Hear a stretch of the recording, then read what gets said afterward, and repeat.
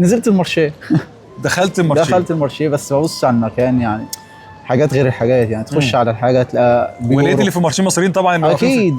فرحت اول ما لقيت مصريين في المارشيه في الشعبيه في المحل والله العظيم. يعني انت فرحت اول ما جيت كده لقيت في مصريين في المارشيه بيبيعوا خضار وفاكهه وكلام من طبعا. ده. فكره ان المصريين تكون ماسكه اماكن عاليه، او مثلا ماسكه بلاصه مارشيه، ماسكه شغل او كده، دي حاجه كبيره برضه. الباترون اللي انت شغال معاه في البطيمه جنسيته ايه؟ مصري. مصري برضه يعني مصري. في المارشيه مصري وفي البطيمه مصري. يعني بسم الله ما شاء الله مسمعين في كل مكان اهو. طيب الناس اللي بتقول لك مصريين نصابين وما اعرفش ايه الكلام من ده، وجهه نظرك ايه؟ ما لا مش معاهم خالص يعني بصراحه. اصل معلش انت يعني ممكن اقول لك بس مش صوابعك مش زي بعضها، يعني انت معلش ما تجيش تقول اصل الغالبيه العظمى هنا ابن عمك وقريبك ده بلدياتك وكلهم اصحاب شركات. ما كنتش انت تعرفه في غيرك يعرفه، وما كانش غيرك يعرفه في غيرك يعرفه.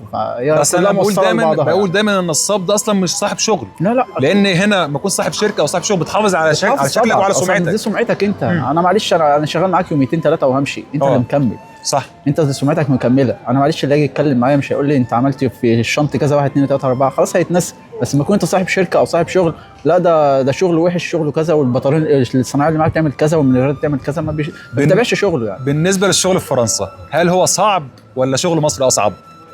والله على حسب، يعني في حاجات هنا صعبه وفي حاجات سهله، وبالنسبه لمصر يعني في حاجات صعبه وفي حاجات سهله، بس ان جيت تقارنهم الاثنين، لا في مصر طبعا يعني الشغل بهدله شويه. يعني هنا اريح شويه من مصر. وهنا عشان طبعا كل حاجه محدده بالساعه. بتشتغل بالساعه كام؟ الساعه كام هنا في فرنسا؟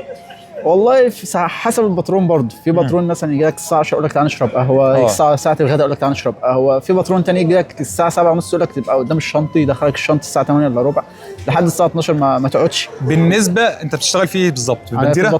في البنتيره. طيب بالنسبه لليوميات، انت شايف اليوميات اللي هي موجوده حاليا عادله للناس اللي هم شغالين ولا قليله؟ والله انا ما اقدرش اتكلم في اليوميات، لان انا طبعا لا من وجهه نظرك انت الشخصيه. من وجهه يعني الصنايعي مثلا المفروض في فرنسا ياخد كام؟ صنايعي بنتيره ياخد كام؟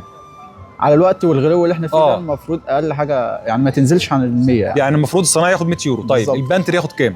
ما هو على حسب بقى، شوف بيعمل ايه. تقييمك انت راجل صنايعي يعني بمصر. مثلا الراجل لو الصنايعي بياخد 100، بنتر 85، يبقى الفرق يعني. لو مانيفر ياخد كام؟ يبقى 70. دلوقتي رساله لكل البطاريين الموجودين في فرنسا، احنا بنتكلم ان انت في الضمان بتاع البطمول العيشه غلط في فرنسا، فالصنايعي بتاع البنتيره 100 يورو، البنتر 80 85، المانيفر كام؟